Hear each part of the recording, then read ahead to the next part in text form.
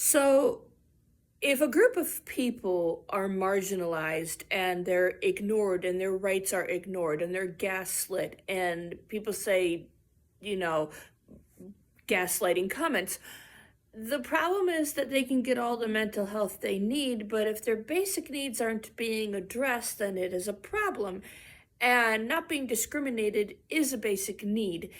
And one sometimes I just want to make this video because sometimes it can come from places or people, like it could come from places where you don't think it's going to come from. And one thing I'll mention is with, oh, that light is so annoying, sorry. One thing I'll mention with horror movies, we've come a really, really long way in diversity in movies. Not that it's perfect, okay?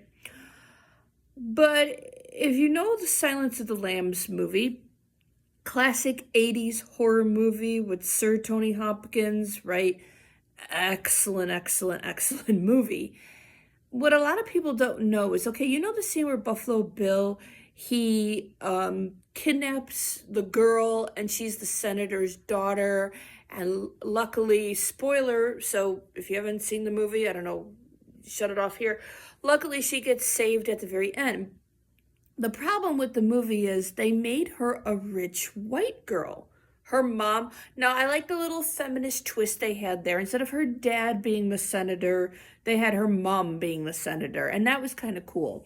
So I like the little feminist twist they did there because it is an 80s movie and women's rights were kind of like blah. But the movie, if you don't realize, them making that choice, the film director making that choice in the 80s was actually a racist move. The reason why is because Buffalo Bill was based off of an actual serial killer from the Philadelphia area. And the girls that he kidnapped, I think one or two survived miraculously. The others were horribly, horribly murdered. Like, I'm not going to go into detail, but physically and psychologically torturously murdered. They were black girls from the hood.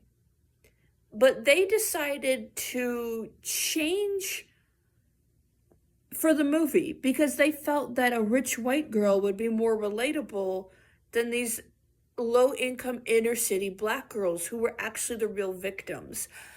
So when you have a group of people that is erased like that, it's going to affect your mental health. So my point is that we have to focus on basics before we focus on whether it's CBT therapy or EFT tapping therapy.